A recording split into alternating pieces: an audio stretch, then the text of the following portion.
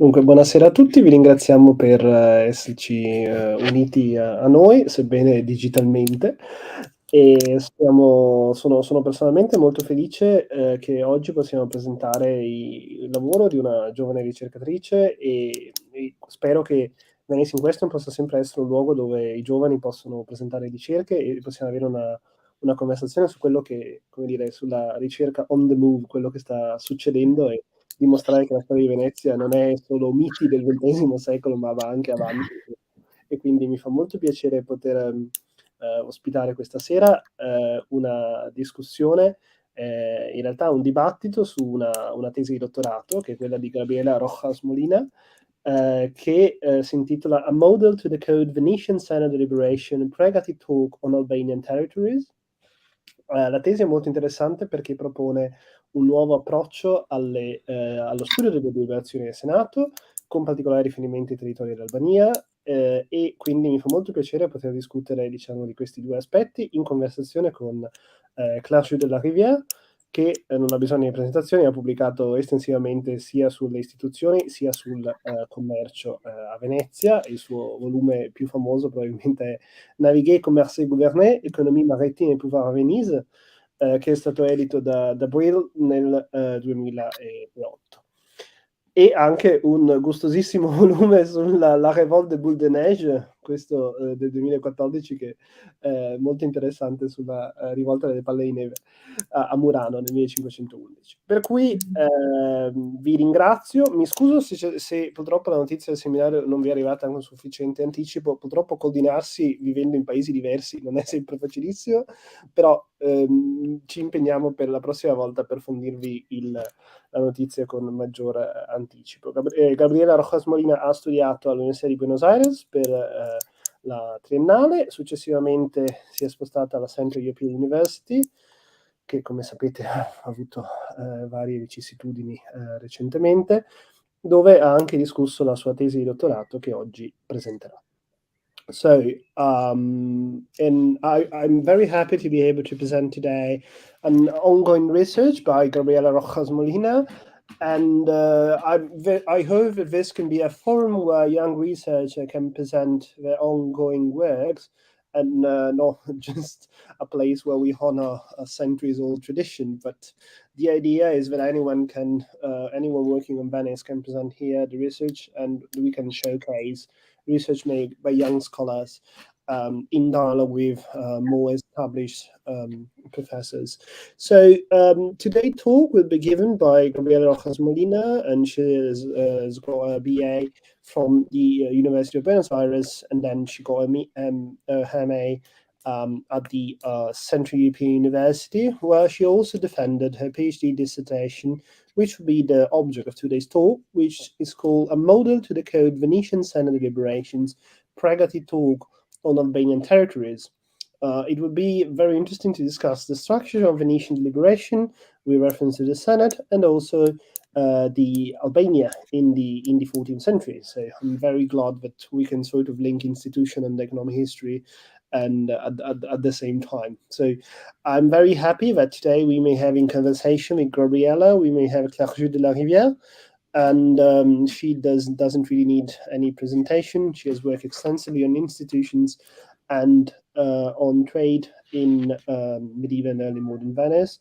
Her most famous book is called Naviguer, Commercer, Gouverner, Économie maritime et pouvoir à Venise.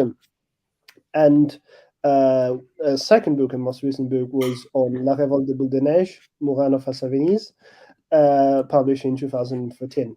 So this is us for the academic aspect of the presentation, just on a more practical tone. So we have a talk lasting for about 45 minutes, or possibly more if the two conversant needs, and afterward. Every one of you is, of course, welcome to pose any question to Grabiela, and you can do so either writing an email to deputazionevenezia@gmail.com, or you can comment on the Facebook page or on the YouTube channel. Anyway, your question will be channeled to Grabiela, whatever is the mean that you choose to to use. You can also appear in person if you want, not just in spiritu. Write into Deputazione Venezia at gmail.com. And at that point, you can even ask the privilege to be admitted into the broadcasting, and so that you can appear. So far, no one has asked to do so, but I'm confident that at a certain point, someone will. Quindi solo un dettaglio pratico: se volete porre delle domande potete inviare un'email a deputazionevenezia@gmail.com. Ecco l'indirizzo che vedete in sovraimpressione. So che questa espressione fa molto televendita, però ecco è l'indirizzo che potete vedere in sovraimpressione, nel qual caso potete addirittura avere il privilegio, se vorrete, di apparire in video. Nessuno ha ancora optato per questa opzione, quindi io continuo a incentivare questo mezzo sperando che qualcuno lo userà.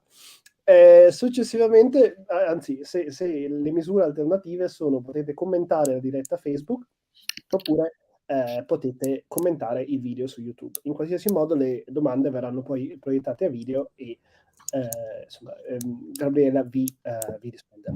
Quindi, now, without any further ado, I'm very happy to let you engage in your conversation. So the floor is yours. Thank you, Nicola. Thank you very much. So I'll start because I will be the one asking question to Grabiela. And so thank you very much for this invitation to the team of Venice in Question. And thank you to Grabiela to offer me the opportunity to read her and to discuss her work. So what I've read is version of the thesis that was transformed into a manuscript for publication, and that's the book we will discuss together, or the future book we will discuss together. So just to let the audience know, we have decided to organize a talk in different points, and I'll ask very short questions to Grabiela to let her have time to develop what she proposes in her work, and then maybe to interact with her and to ask further questions on some points. And obviously then in the second part we'll have the opportunity to broaden the discussion with everybody. So thank you very much, and I have to say it was really a pleasure to read your work. It's a very interesting and fascinating proposal in terms of methodology, as well as the study of the history of Albania and the relationship between Venice and Albania in the late 14th century.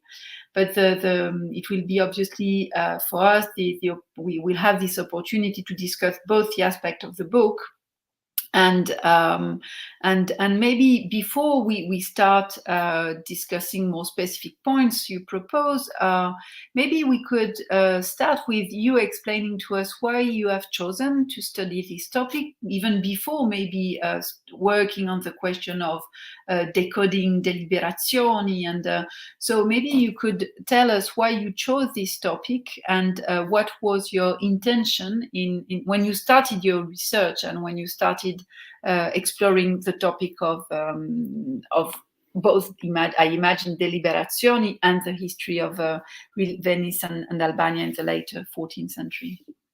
Thank you, Claire, for being so kind and for reading this book, or this maybe hopefully future book.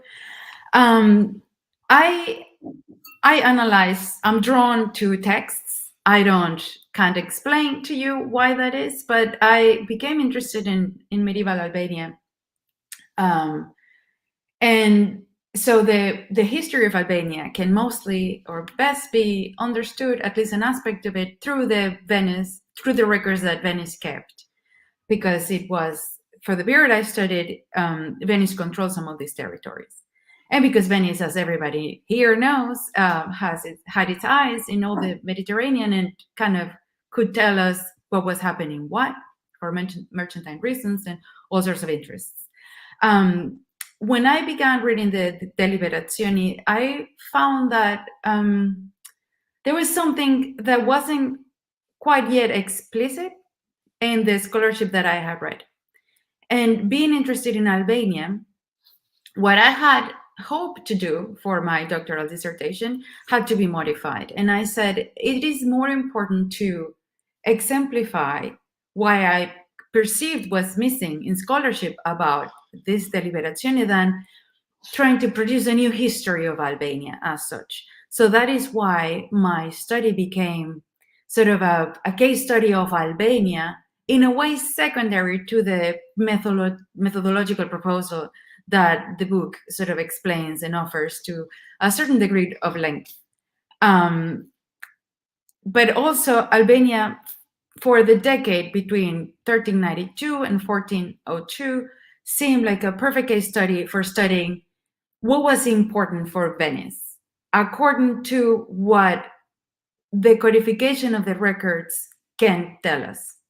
So Albania was not extraordinarily important for Venice. It was in Crete, it was in Cyprus, but also it wasn't such a tiny location that it appeared only once every 3 years, so to speak. So it is this kind of moderate importance what allowed me to say this is a perfect case study for highlighting these things. And that is why I decided to use it to express just that. How can we know, how can we very quickly identify what was an important matter of state for the Venetian Senate at any point during this 10 years? I'm not saying that the same conventions were in place for the period before or after, because the formulation of entries was not a static process. But for these 10 years, it's very easy to identify this aspect of the Venetian discussion. Thank you. So you can see the way Grabiela worked in the sense that you try to link together these two aspects. One aspect is studying the history of Albania and Albanians' relationship with Venice, but doing so, you also propose, and that's what is so stimulating in your book, you propose a method really to decode, as you say, the deliberazioni. So you have always followed these two paths together. And my second question would be in terms of your methodology before moving to the content of the book. But when did you have this idea of decodification? You mentioned it quickly now, but was it from the beginning, or did it appear gradually when you were doing the history of Albania? Then you had this idea. How did it work? So this is the beauty of research. So I had sort of imagined that I could study sort of political communication between Venice and Albania. So, and then you start thinking, well, I'm going to go through the Deliberazione, which is a text that I decided to use as primary sources. And then you think, well, how do I know that Albania was important if I don't know how everything else was written about? So what scholars traditionally do is that, or I don't know, the history of Croatia or England or France, you look for the entries that mention those locations or topics, and then you kind of, explore certain aspects of that. That didn't seem sufficient to me. I figured that I had to read and understand every single entry. So we're talking about almost 5,000 entries that I had to read for these 10 years. It is a daunting number, but it could be worse, I guess. So once you start reading one entry after the other, it wasn't certainly from point zero, but soon enough, it became so obvious that these were not just random sentences trying to organize the topics that had come into the agenda of the Senate. So what we know about Senate discussions is that they are not a reproduction of what was literally said during these meetings. So I said, okay, or I thought rather, it is more useful to not necessarily concentrate on what these versions of Senate discussions are hiding, because scholars have emphasized that they intended to hide discord and disagreement among the patrician class so as not to show that there was divisiveness. And that's very legitimate. But I imagine that if the scribal intent behind of this very careful arrangement of political discussion was positively taken into account, then you are not looking into what these entries wanted to hide, but what they are trying to preserve. So what do you want to tell me about political discussion or the discussions that took place in the Senate? And that is why I call it codification, because we're not talking about a literally reproduction of what X, person said, but then that was somehow written into a very systematic form according to what I identified 14 different realms.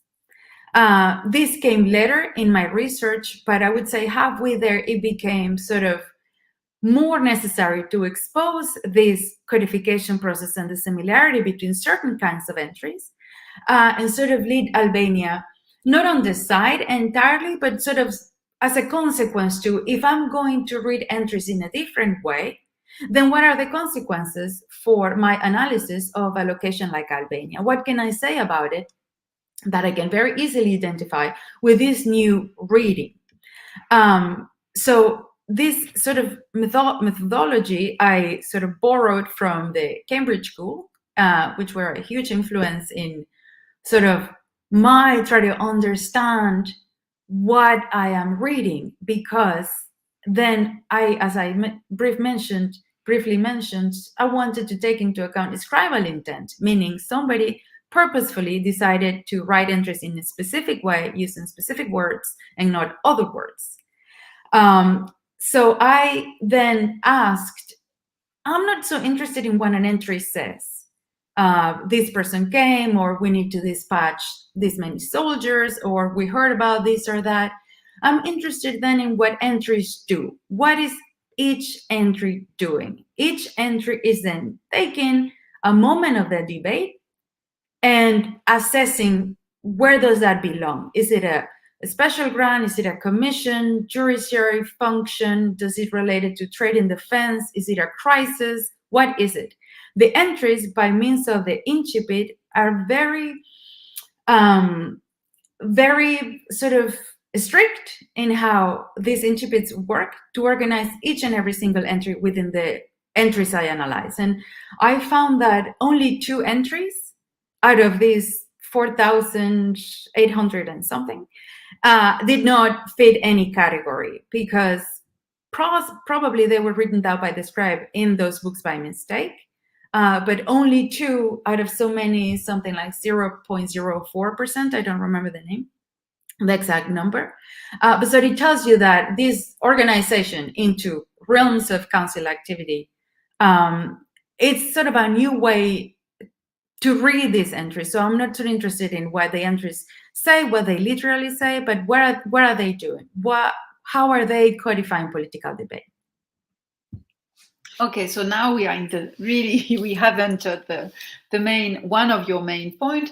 So if we can start again, just could you quickly remind us what is a deliberazione? I think most historians in Venice have seen one of those, but if you had to define, for example, for students, imagine first-year students, what is a deliberazione and how it was written, what would you say? How would you present I would say the deliberazioni were basically the repository of council resolutions, of Senate resolutions.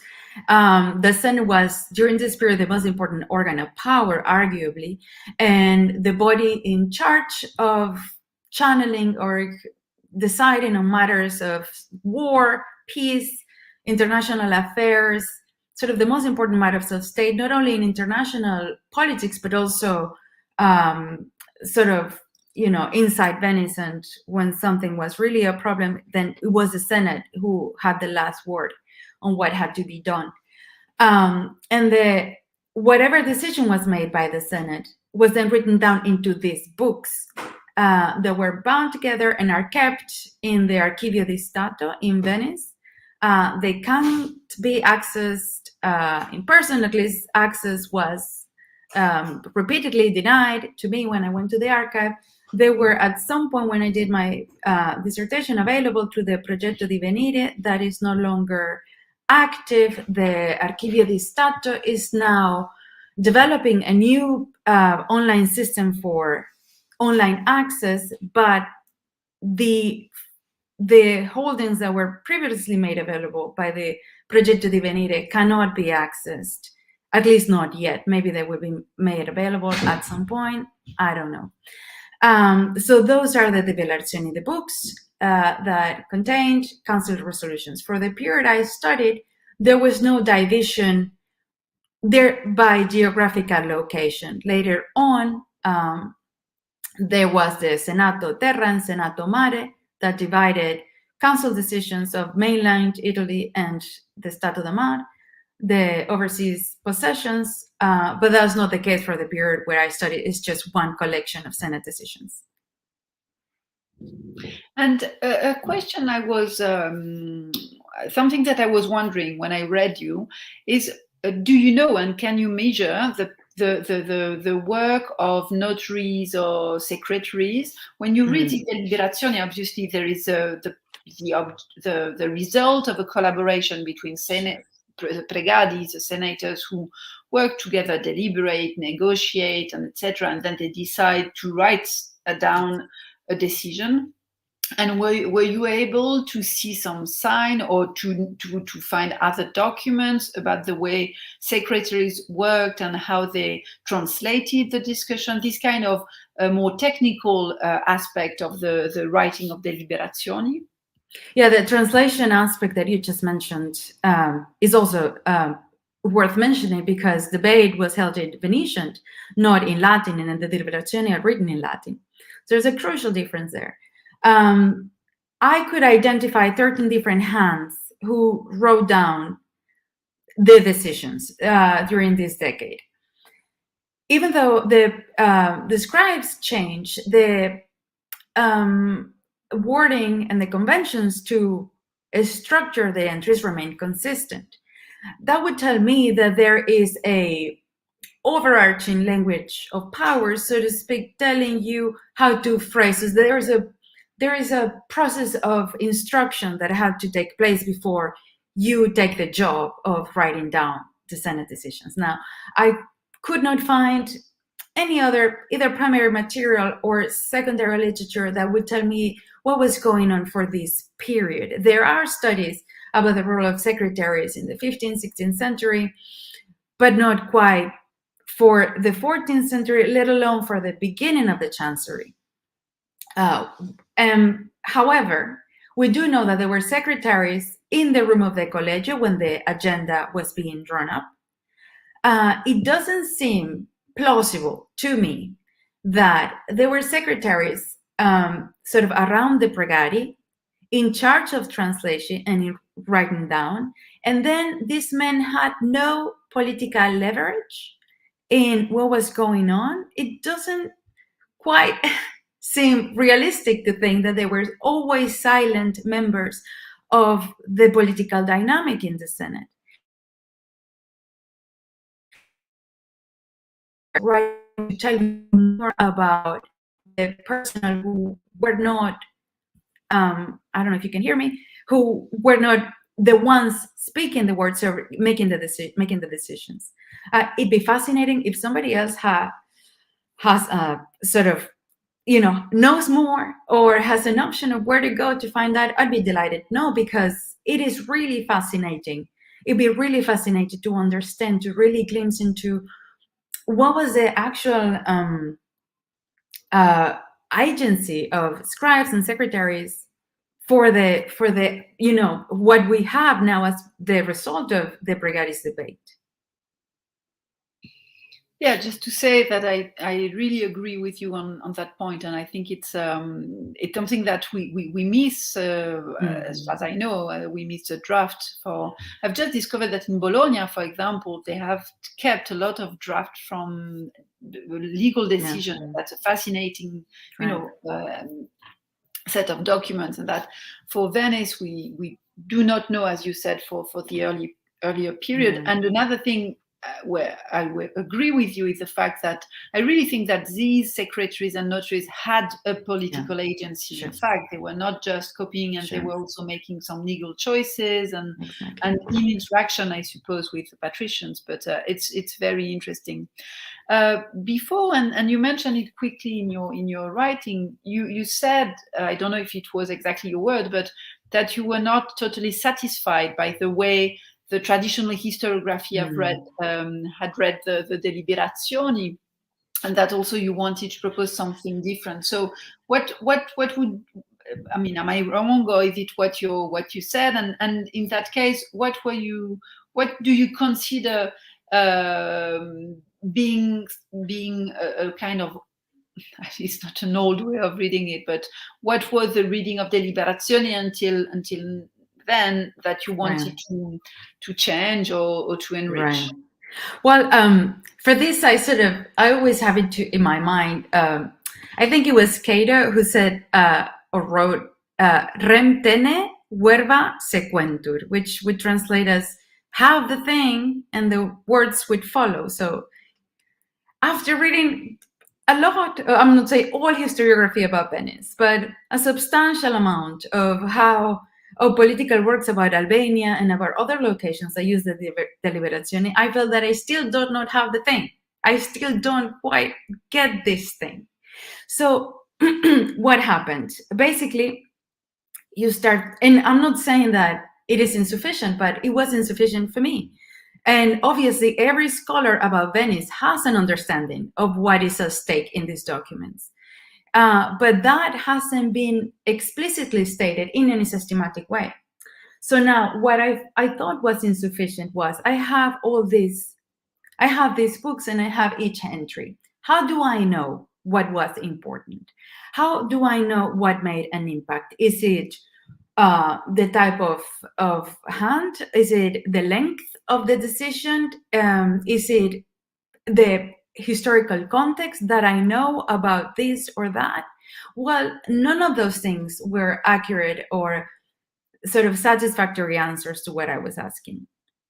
As I read on, I realized that what was missing in scholarship so far is what I mentioned before about what do the entries do? Because each entry had a purpose.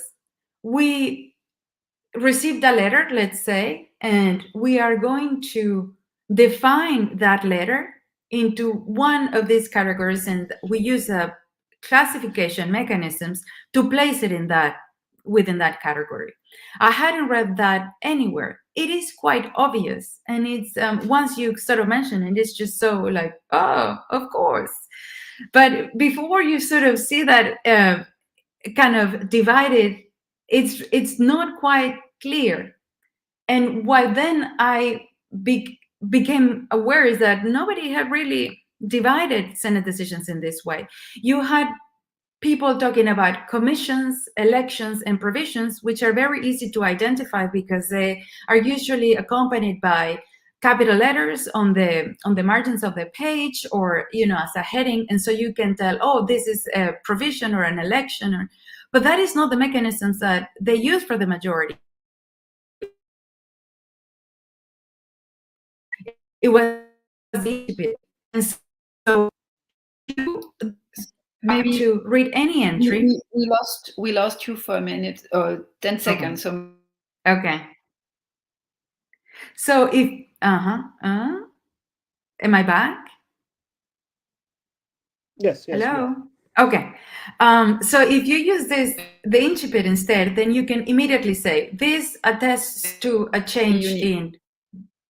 Oh, okay. So if you take the incipit instead, you can really easily tell where can you place this discussion, and you can moreover say, for example, you're interested in the politics of the popolo and overseas subjects, and how could they access Venetian politics? There is a standard wording for these grants. If you encounter a wording that does not abide by that template, then something's going on. If that change becomes systematic 2 or 3 years later, before you first encounter or you encounter an earlier version of that, request by, let's say, the people from Crete, I believe, which I observed, then you can say that something had changed in Venice's appraisal of this request, either because the territory became more important, because there was a need to, sort of get pacts with the local elites, because those people were more present in Venice. You could explain that through a number of elements, but the fact is that the Deliberazione will tell you that that change took place in a very explicit way. So in the scholarship that I've read till right now, that is not explicitly stated in a way that I can read any entry and place it in a category. I can understand, for example, Albania, Croatia, or more recently the politics of the Popolo, but I don't have the means to analyze any entry with the Deliberazione.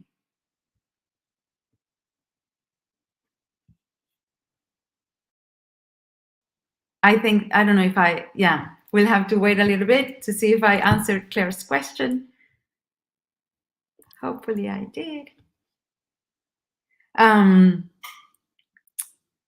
sorry, that my connection went off for a few. No problem. I mean, I think we all have to adjust to the digital reality in which things get frozen. I'm really longing for the return of in-person events, but you know, we have to deal with what we have, sadly. So I don't know, Gabriela, whether you want to elaborate further on your last point. On things that do not conform to the model. I was very curious about. Well, I think it might sound, I mean, there's been 600 years of scholarship on Venice. It sounds quite arrogant to say, oh, I found a new way of reading things. But as I said before, after reading all the scholarship on Venice and on Albania, analyzed through the Deliberazione, I still felt there was not quite enough to understand the texts, because if you understand the text, then you can elaborate on everything else you're interested in, the political context, the response, the managing of information. But first you have to understand the text. And the emphasis of scribal intent wasn't also something that I saw was emphasized enough.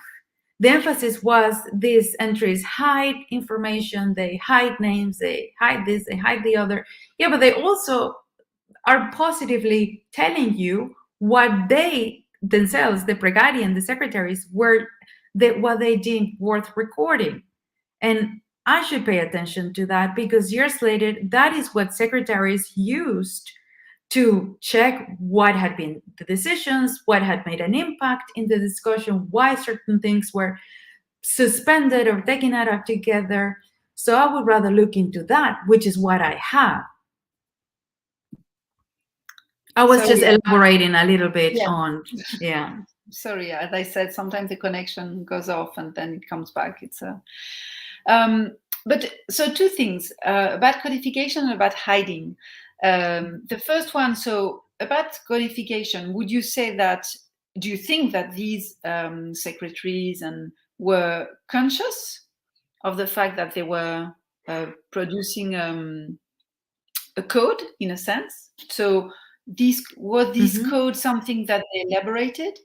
And the second thing, when you say hiding, was it something conscious, or was it something that you recognize as something which is hidden, or what is the will of hiding things or coding things of these secretaries? Or well, with the codification process, I'd say that had to be absolutely deliberate, because even if you look at it statistically, the likelihood that it's just a chance, a coincidence, that there's a systematic incipit for each kind of entry, it's just impossible. That of all the word choices that you have in Latin, even, you always pick the same ones and you introduce and structure an entry in a specific way and you leave out elements in the premium of certain entries or not to convey certain specific meaning that it's kind of always the same, that doesn't seem to be a random choice for me. I think we will probably never get a manual for secret chancery discussions. We will never get something like that. I don't think it was the word of mouth that secretaries instructing other secretaries did that work. But I do not think, maybe I'm wrong, but I do not think that this was an unthought process. I think there was a lot of thought put into this, and it was so successful. It's such a refined system. And I think the Venetians, because of some other issues, some other reasons I mentioned in the book, they sort of have this beautiful capacity or talent or inherent sort of, talent for record keeping in a number of ways, in their private lives, in the family of patricians, chronicles, and the records of the Senate are also an aspect of that sort of tendency to systematize or put things in writing. Then kind of barely, it's a wonderful system, I'd have to say. Now, with the aspect of hiding, I guess it's not something that I personally could say this and that is hidden, but scholars would tell you that some things were omitted, and then several years later, after I sort of stopped the analysis in 1414, I think there was a decision not to have the names of the men who have proposed a motion that did not win. Later on, then it became more difficult to see power dynamics in the council. In my analysis, which is a revised version of what you read, I emphasized when, let's say, one very strong personality proposed things over and over again, and that person either won by a lot or lost by a lot.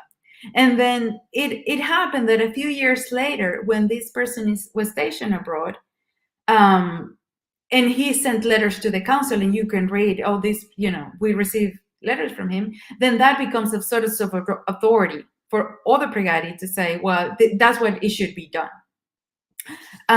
The deliberazione will never tell you that, the opinion of that person is more important than the other younger brigadi, but it's something that you can feel is there, because it happened so often that only a few men really had the last word and the most important decisions.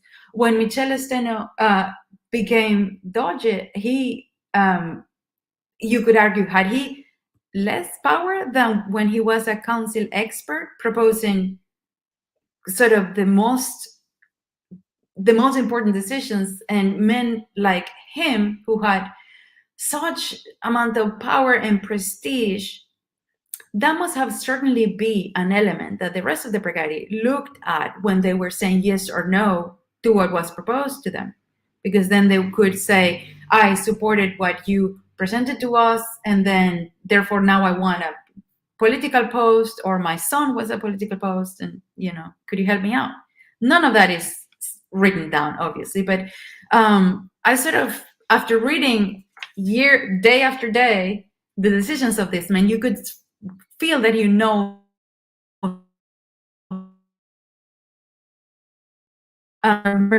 members and more, I would say, risk-taking members of the Senate. And over this decade, it became very obvious that that is kind of how they decided to propose, how they decided to, or how would they like Venice to act. And as I said, the fact that there's only very few men chosen consistently during these 10 years allowed you to say, well, there are things that were hidden purposefully, but there are also things that it's just maybe they didn't mean it to, they didn't mean to hide things, but it just went unmentioned.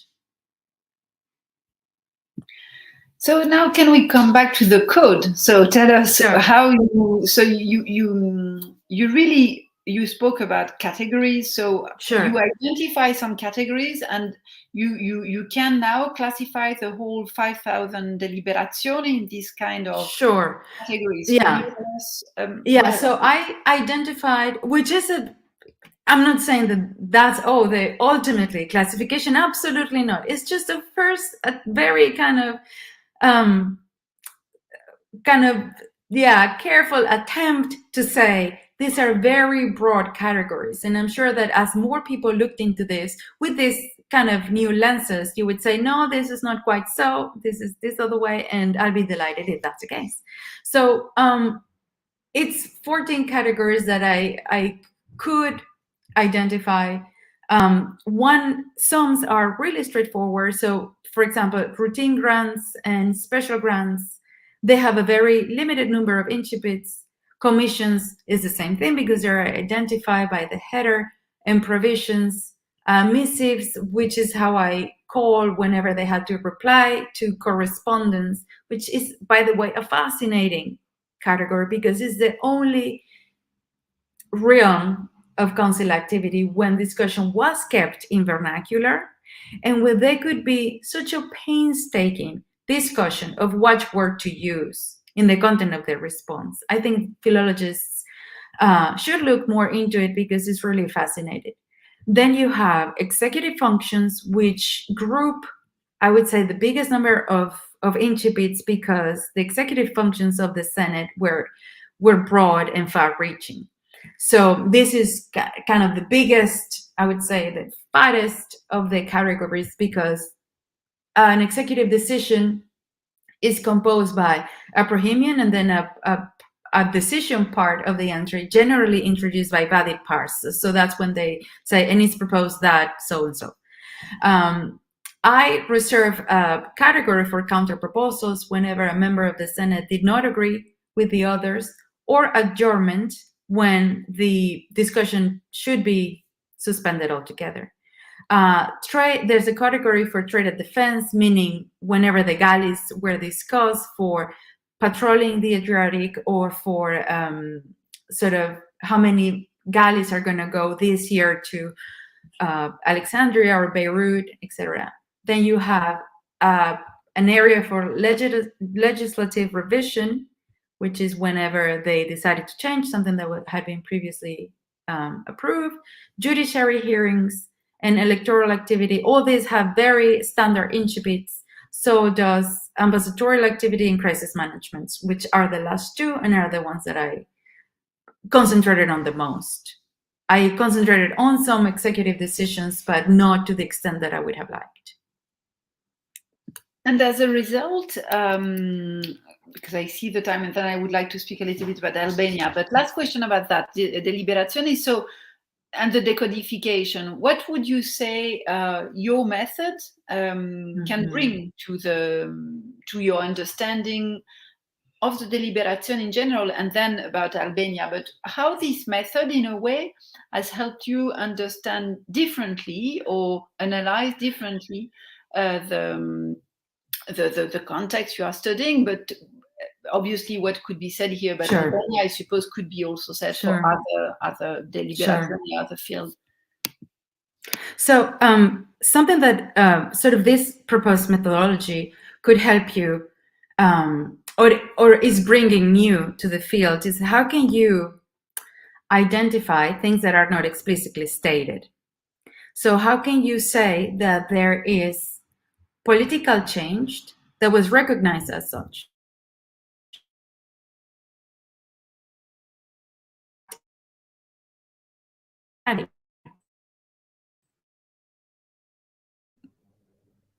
Yes. Looking at, sorry. Grabiela, I think we lost you for 30 seconds. Oh, we lost Claire. Oh, no. Okay, so back. Yes. So what you could, what I could say is new is that you then become more acquainted. There's a new layer of meaning to the deliberazioni that are never or almost never explicitly stated in the deliberazioni themselves. So there is a new kind of layer of meaning to these texts.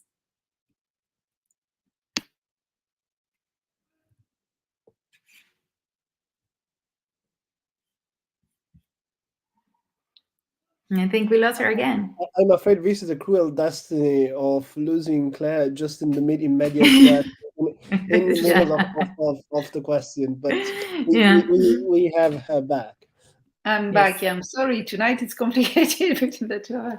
No, I was asking, could you illustrate your proposal on Albania? So show us Sure. how the qualification works on the case studies you have chosen, and how which kind of new analysis information you can bring with using this decodification. So there's been, of course, scholarship on Albania for, and particularly, the last decade. Oliver Schmidt and Monique O'Connell have produced wonderful monographs on the subject. But what is new? For example, with Oliver Schmidt's monograph, there is a very detailed account of the evolution of Venice's rule in Albania and the mechanisms by which they achieved control of a very diverse territory along the Adriatic coast. But if I'm interested in the Bregati's point of view, then about Albania, then an analysis like that becomes insufficient, or any other analysis that I had seen, because how do I know the value the Bregati themselves place on Albania in certain specific moments? Something that I also have to say about methodology, which is really connected to the analysis of Albania, is that I do not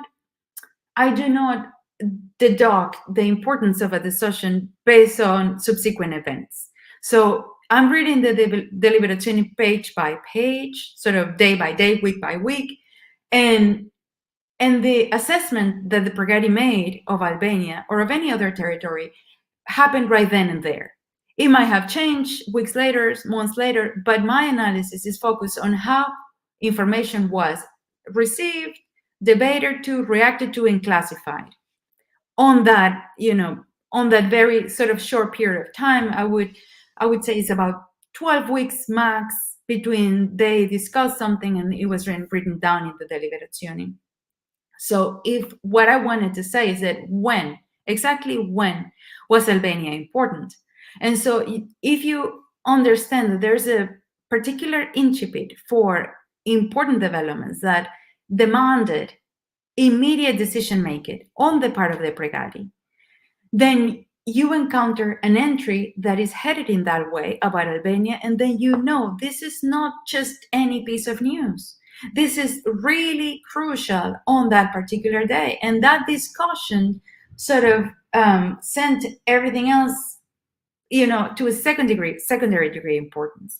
That is something that I could not do before, because the historical context, it was still insufficient in telling me what is this entry telling me the Bregati felt compelled to do when they heard about Albania. And as I said, you could apply the same mechanism to any other location. So what I could do is that what I did then at the end of each chapter is that based on the analysis then on this specific day, these aspects about the Albanian administration were considered a critical matter of state that could not wait. And the Bregati had to allocate resources, personnel, to the resolution of those conflicts.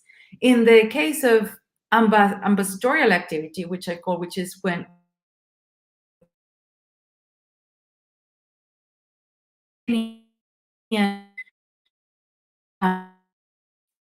I always sense that they are boycotting us in when we have the best things. Oh no, Gabriela, we lost you. Either of you speaking of the ambassadors. I think there is a malicious evil at play. Oh when the no, time says of the best part of your speech. No, please go ahead on the ambassador. So what I was saying is that that's for the aspect of when they receive news from abroad. Not all the news were the same, and then not all ambassadors were received in the same way, or the importance of the issues those ambassadors were presenting was not the same. And the Deliberazioni made a very clear distinction, when something was just I don't want to say inconsequential, because it was being discussed by Venice's most important organ of power. So of course it was important, but it didn't really merit debate from their point of view. That's one template. Then when something created debate among the pregadi, the secretaries abided by the template, but preserved those opposing opinions. And in the case where there was something that was either going to bring about transformative change or was going to be particularly challenged, a particularly important challenge, then there was a different template. And if you are just mentioning in a book whenever Albanians came to Venice, that tells you nothing about the importance that those ambassadors were given on those particular days. If you analyze the template and you say, what entry is this? What kind of entry? How is the entry generally constructed from this period? And how is the entry I am reading follows that template or differs from it? Then I can say, oh, this is not just any proposal by an ambassador. This was really problematic, or this was received with such joy, etc., etc. So that is something that I can say, and I do say in my dissertation and hopefully in the book, about those specific embassies that the pregadi felt should not be recorded as all other embassies. And maybe before leaving the floor to the questions, and last point I would like you to develop is your last, the last part about what you call newsworthiness, and maybe to explain the concept and to explain what you wanted to do, what you want to do here, because that's in fact you are developing the whole picture in this this part. So can you explain to us, and then we will have some questions. Yeah. So I have named newsworthiness to an aspect of the Senate's decision making that is related to crisis, basically, whenever really demanded immediate action, couldn't wait, and that attracted generally a high number of pregadi. So it is the news management in Venice's state apparatus is something that has received a lot of attention recently for later periods, but it's something that pretty much every scholar is aware of. Now, I've read that the sort of incoming correspondence was sort of this chaotic mass of information that, and so the colleges sort of had to react to it, and then that is visible in the number and variety, really, of decisions we have. Well, that's not entirely true, because some pieces of information made a splash and they were given its own category. And so the debate, because this is the case, because certain pieces of information are consistently described or introduced using one incipit, then one can assume that the debate these events or these pieces of news caused was not like other correspondence. And that is what I have named newsworthiness. It is incoming information that has a greater degree of importance than everything else. In the 10 years I analyzed, there's 58 entries that were classified in this way. And there were, one could tell, one can immediately identify that there were really important developments. I'm not saying that there were not other developments, but the fact that those other, a lot about the Senate's priorities, what they wanted to preserve, what they wanted to give really more resources. And in some cases, other locations, Albania among them, suffered when something else became more important. And it was classified as a crisis. It had newsworthiness attached, is how I call it. So it is also a way of saying that even though intelligence studies and news management are such an important part of scholarship of Venice, one should be careful in using in sort of immediately assuming that because there's the word nova in an entry, that means exactly news, just like any news, and it's not really a means to classify a discussion, which is what I would argue it rather does. Because since we are not looking for literal sentences of words uttered by members of the Senate, then I'm more interested in knowing what the word does. And I said, and I would argue that translating or just simply understanding the word nova in the incipit as just a random piece of news is a misunderstanding of what the word is doing in the text. Thank you very much. I think maybe Nicola, if you want, we can start with questions and then. Yes, I'm happy to give Grabiela another 5 extra minutes if she wants to elaborate further on any aspect. Well, I'd rather I'd be happy to hear what other people sort of. I don't know if I answered your question, Claire, about okay. I don't know whether Clara's extra question, whether she wants to use her privileges discussing to ask her first question. Otherwise, yeah, no, maybe the thing that I did not ask at the beginning and about more historiographical discussion, because in the beginning of your work you discuss quickly, but you discuss the question of the myth of Venice, and obviously, right. and we exchange about it by email, but obviously the myth is always this kind of thing that we say, oh, it's very old, and then we all come back to that. And so, because in fact you are part of a new generation of scholars working on Venice, I was wondering how you would consider yourself in this field of historiography of the myth. Is it something that for you is definitely closed, or is it something that you think is still interesting and that you are still considering when you consider the historiography of Venice? So I was interested in this part of your book and or thesis, and to see what you can say about that today. I mean, how do you consider the myth today? Well, I personally, to me, the myth of Venice is almost a foundational story about Venice.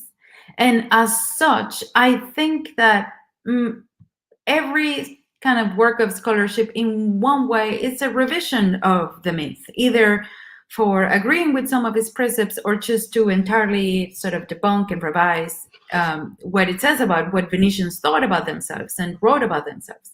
However, I'm not one way or another passionate about it. Of course, if there is an image of Venice that is still being repeated, when it is hard, I think, to find a book of Venice written before, I don't know, 1980s that won't tell you Venice, la Serenissima, and it's always, the Serene Republic, and it's yes, the Serene Republic. So the myth is a part of that, and if you're going to, in the case that I do, propose a methodology that emphasizes debate and difference of opinion and change and sort of dynamics of power, among the members of the Collegio, and say, yes, there were people that were more important than others, then there is a challenge to the myth of Venice, indirectly so. And so I think one should mention it, and one should keep in mind that there is a very long tradition of describing Venice on the basis of sort of lack of revolt or stability and this sort of thing. I believe it. I mean, you thinking about whatever you're studying, do not necessarily believe. Am I there? Yeah. Yes. I do not necessarily believe that one has to say, this is my position in relation to the myth.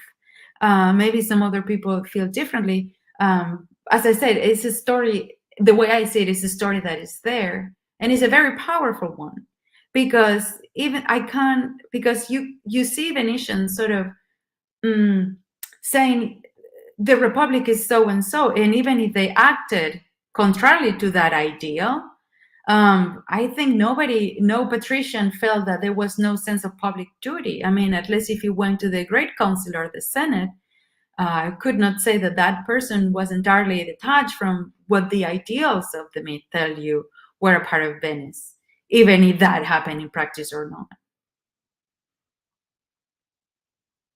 Yeah. Thank you. I'd love to know, I don't know if it's allowed, but I'd love to know what you think about it, about the myth of Venice. No, yeah, I think now, in a sense, I think there was such a good scholarship in the 80s and 90s that, in a sense, yeah, absolutely. We and I totally agree. As you say, we add stories to the history of Venice, and we had our own history and our own stories about the so we contribute, we carry on contributing to the myth in a sense, but also obviously we try not to contribute too much. But my feeling is that the debates in the 80s and the 90s were very interesting, and in a sense, what has been written help us to consider that they identified quite well, historians of that time identified quite well what was at stake and how one could position himself or herself in this field, which I think helped us in the past 20 years to propose many new histories of Venice and many new topics, the one you've just produced. And in a sense, I think that's a form of heritage, because we were able to do so because this was a kind of debate that was, if not closed, at least very well conducted in the 90s. If I can ask one last thing, and when you speak about your relationship to scholarship, it's interesting because, in fact, you mentioned many works about the early modern period in which your topic has been maybe more developed for the 16th, 17th century. So how do you debate with both the historiography of Venice for a later period and the historiography of medieval times for other geographical spaces? Well, in the case of, let's say, call it broadly, like news management for later periods, my biggest complaint, well, I have to say that the most important organ of power was the Council of 10 rather than the Senate. So I am not familiar at all with the conventions that were used to write down, what we have about the Council of 10. I'm not familiar with that. But what I would say is that one has to be more careful, not necessarily, I don't want to make it sound that these scholars are, committing any sort of flaw, because I think the research is fascinating. But I would say that it is very difficult to make decisions or to make assumptions about a later period, not taking into account that each source of the Venetian state apparatus was sort of written in its own terms, with a kind of identifiable sense of set of conventions.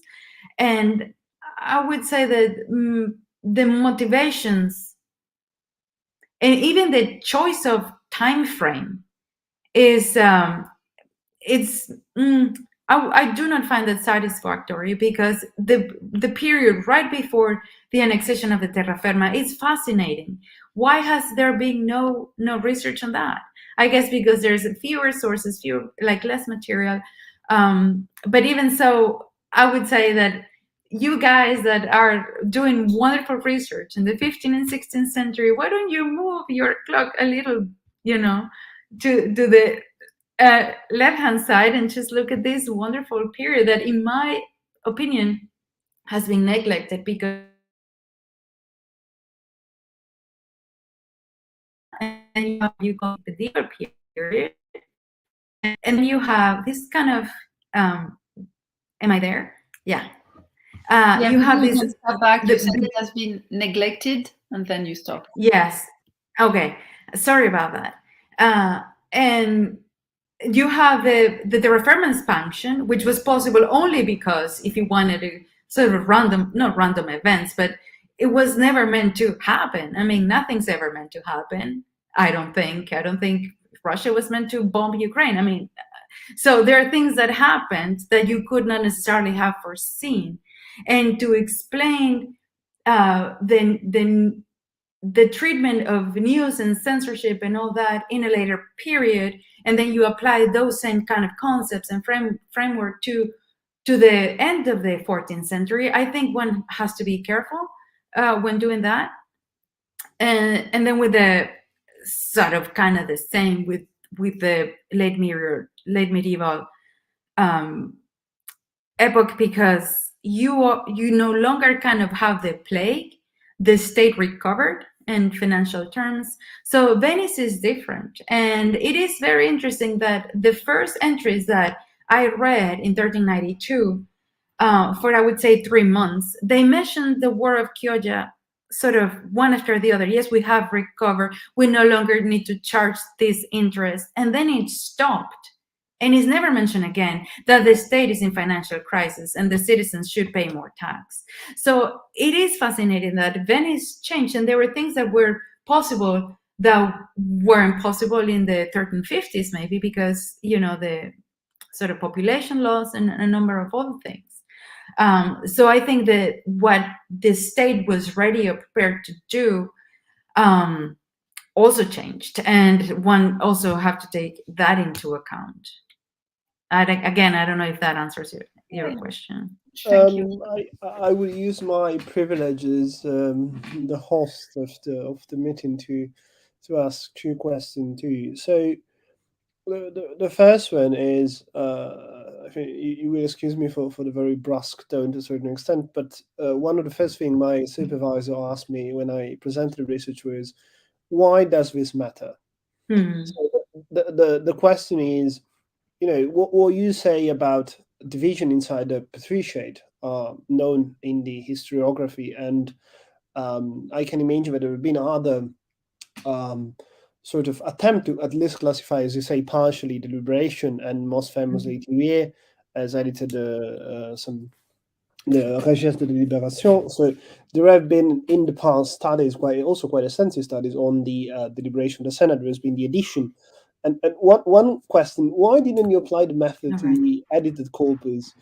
And why the choice of that specific time frame? I mean, speaking of before the annexation of Dalmatia, you could have chosen, right, I don't know, 1400 to 1420. Sure. I was wondering why that time frame, and why Albania as well? Well, because that time frame is because up to that point, Albania hadn't been strategically as important for Venice as what it became in 1392 because of specific Ottoman advances in the area. So they had been kind of, which is the Ottomans we haven't mentioned till now, which are the huge sort of protagonists. You have the Pregari, and you have the Pregari reacting to what the Ottomans are doing. Basically, I mean, it's a gross generalization, but it's a huge element that I hadn't mentioned till now. So why this period? Because the early 1392 or end of 1391, the Ottomans were now in, you know, what's now Macedonia, and then we're advancing into, could have advanced in another number of events, but then they could have advanced through Europe, through the Balkans. And then Albania was sort of positioned there, was strategically very important, and then the decisions from that point on point to Albania's importance. And it ended in 1402 because Gian Galeazzo Visconti died of a fever, and the Venetians, who had been so worried about him going into war with other Italian cities, and one that was no longer a threat. And of course, Bayezid was captured by the Mongol emperor. So the two of the kind of biggest enemies of Venice were out of the picture, momentarily at least. And the priorities, what the state, as I mentioned earlier, was prepared to do, changed dramatically. So it didn't seem appropriate to me to continue the analysis where if the conventions to record decisions change, because the role of Albania dramatically changed. So I ended in those 2 points also because contemporaries perceive them as turning points for Venice. And in this, I also use a diary by, oh my God, I can't think of his name. How is that possible? Oh, Jesus. Let me go if I can find it. A contemporary diary. Oh my God, how is this possible? Antonio Morosini, sorry, who wrote about, maybe there's a question of him borrowing from other chronicles and then beginning with the annexation of Albanian cities to Venice. And then saying in 1402, there was a celestial event in the sky because Gian Galeazzo died and the other was captured. And this was a turning point for Venice. So contemporaries perceive those events as turning points for Venice. And that's why I use them as a beginning and an end. Also because in practical reality, going 10 years more would mean 15,000 entries more. And if I have shown that there is a consistent way of recording an entry for this period to go so much further to prove pretty much the same thing, didn't seem necessary. Maybe you disagree, and you'd be entirely right to disagree. But that's basically why, in terms of the conceptual analysis and the practical sort of handling of this thing, sort of I restricted myself to that decade. Sorry to follow up on the same question. So what do you think are the main sort of... why it matters? Yeah, so what is new? What do you think that your research can bring of new to our understanding of the Senate, of the patricians, or of late medieval and early modern Venice? I think now you have a way of assessing how, or of understanding how the Senate, the Pregari, understood what they were doing. If they received a letter and that was classified as one thing or not another, then that tells you how they understood that decision. Or if they received an ambassador, then you could say what importance, what value, what priority that was given. And also, it's something that I maybe would like to add as a, closing point. The methodology that I sort of developed hopes to be a starting point to say, well, not a starting point, but just a little grain to say it is possible to understand Venice holistically and not necessarily see the terra firma, the stato da mar, because I have a language of power that is used for every territory, the biggest and the smallest and the poorest and the richest.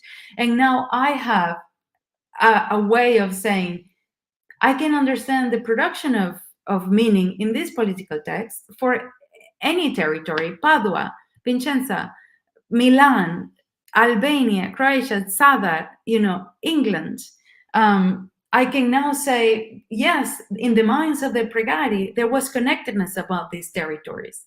And so the divisions that sometimes we do in relation to what we decide to study as case studies or, a historiographical sort of work doesn't make justice to the day of the Pregari, because this was all in their minds. And at least as far as we can see from the documents, they deserve the same page space if they became important.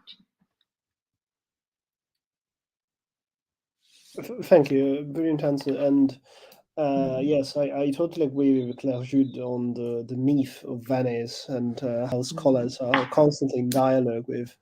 And on your invitation to study the 14th century, I personally studied trade in the 14th century, which is one of the subjects which is not just marginally studied, but basically totally neglected. So I completely sympathize with your research. So I'm more than happy to accept your invitation. And sometimes I sense that there are so few studies on the 14th century, people just arbitrarily apply the 15th century model back to the 14th century because there is no actual new study on that century. So people have to rely on sort of generalization of later phenomena. But So we have one comment on the secretaries on the Facebook page, if Perfect. it can be shown, by Francesco Betterini, who has studied both merchants and institutions. So he said, about notaries who joined the Senate as secretaries, there was probably a participation in the debate. Collegio Notatorio shows some example from 1380s and 1390s of list of notaries working at consigli who were eligible to participate in Senate, amongst the others. Thank you, Gabriela, for your work. Thank you, Francesco. That is wonderful. I would love to see those records, because then I would understand who was writing what in what period. And as I said, the texts themselves don't change, but I want to know what families they come from, for how long they were there. The sort of, it's fascinating. And I think an analysis about secretaries in the 14th century is long overdue, and I hope you do it. I hope, you then tell me then what was their kind of political influence. Did they have any, do we know if they have any sort of participation beyond saying yes or no? Do they have a right to vote? I don't know. We know that many people attended Senate meetings, but they couldn't vote. So I'd love to know if they were a voice with a vote, or just were there. I'd love to know that.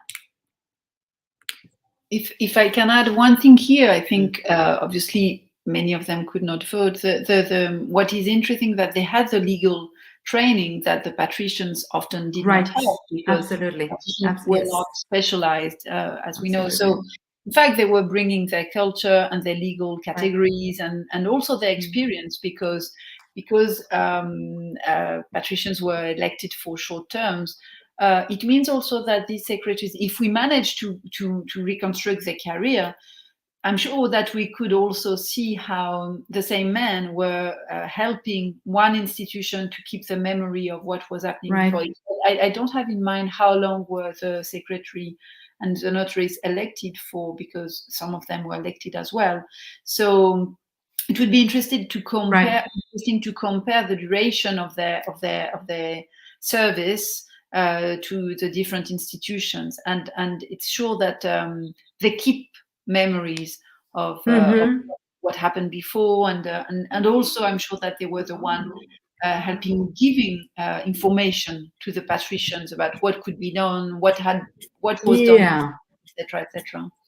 Well, it is also about that is relevant in the case of Albania. There were families with kind of traditional ties with certain Albanian cities, and in some occasions when something very specific was at stake, and the member of that family proposed, something that maybe had been discussing unsuccessfully for a few days, then when that person sort of spoke, then we're going to vote for him. And one wonders, of course, is it because it was particularly convincing, or just because that person, the pregari, know that person had the knowledge of what was going on in the ground, and then that family sort of knew more than maybe somebody else what could be done, for how long, how feasible it was. So it all plays into account. But it is true that the pregari were chosen for limited periods, but in practice, as I show, there were 5 or 7 men who were the ones who proposed the most important courses of action, and they stayed out of office, one of them, I think, for a year and a half only. So they were elected over and over again. And these men, I would assume, were not only savvy politicians, but they also had the memory of what had been decided. So men in the Senate who were very long periods of time, and they also had this sort of memory of what had been decided, and hopefully, maybe for what reasons too.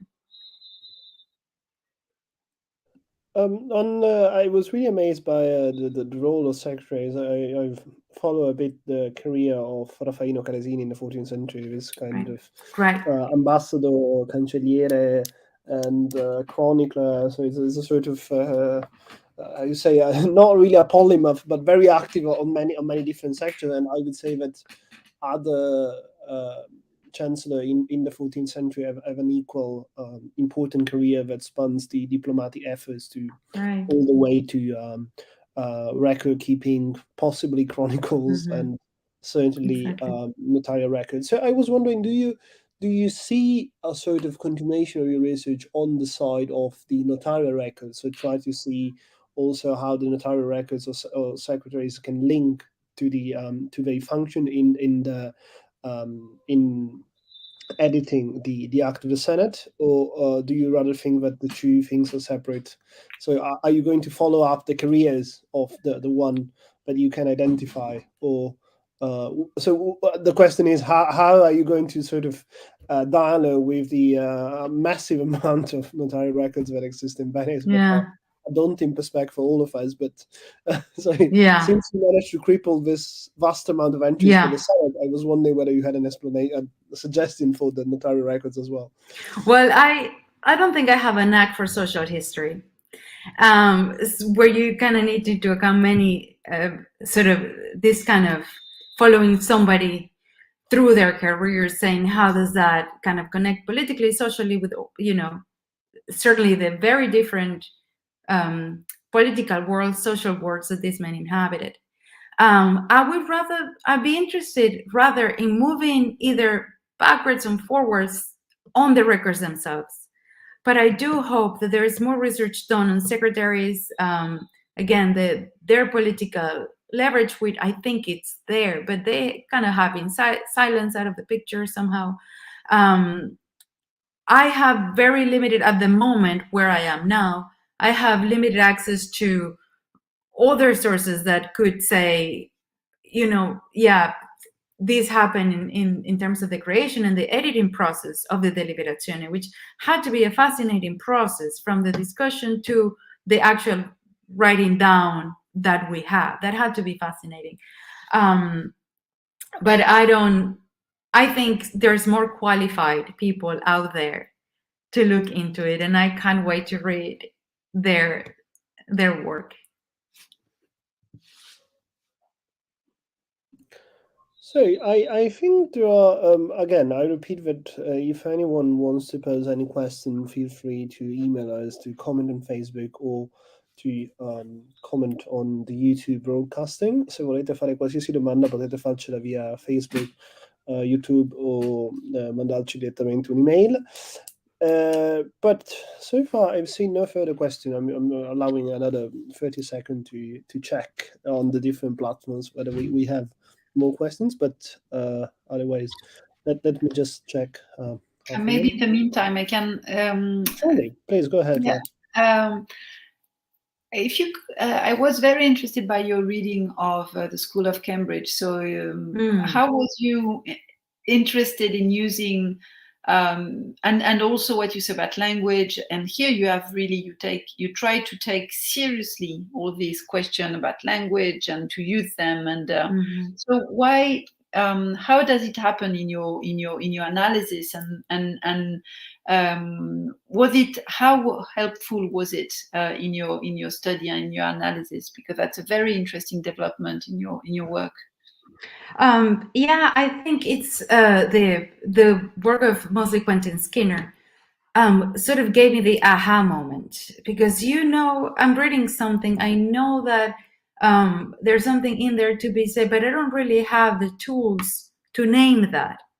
So when I don't remember how or why I came across, I was looking into kind of political languages. And so you study Machiavelli, and then there's, of course, this work on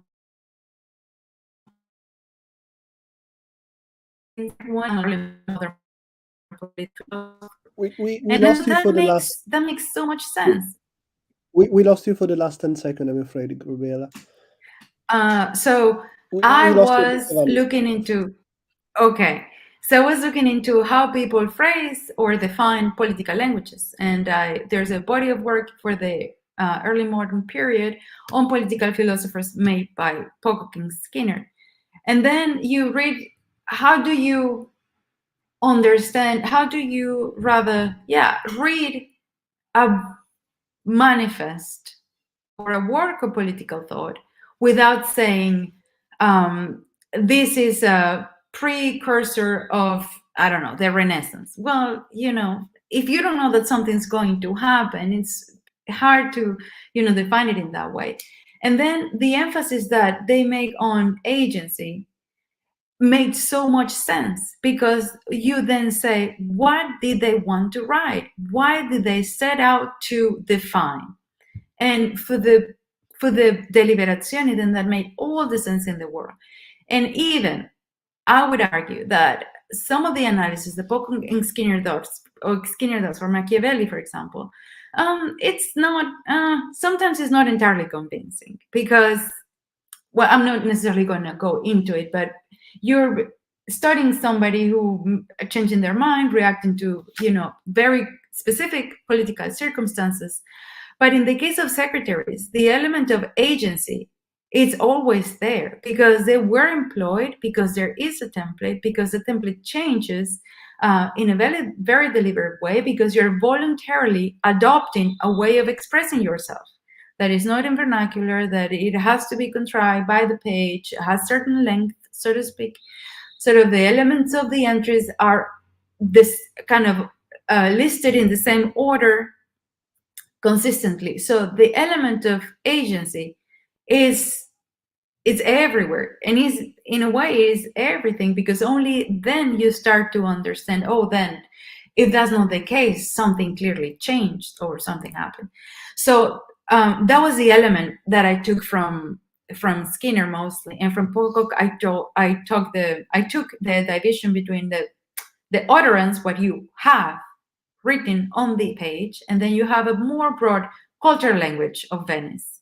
That is, how important are the galleys, for example. You have a tradition of record keeping, and you have a very rigid social classification. All those elements play a role in the Deliberazioni, but are not the actualization of the. They're not described in the entry, but they're used. They make their ways to the entries in other ways. So that was that, to me, that was sort of an eye-opening moment, I think. Okay, so sorry, I interrupted you, Claire, please. No, I was thanking Grabiela for her answer. It's okay.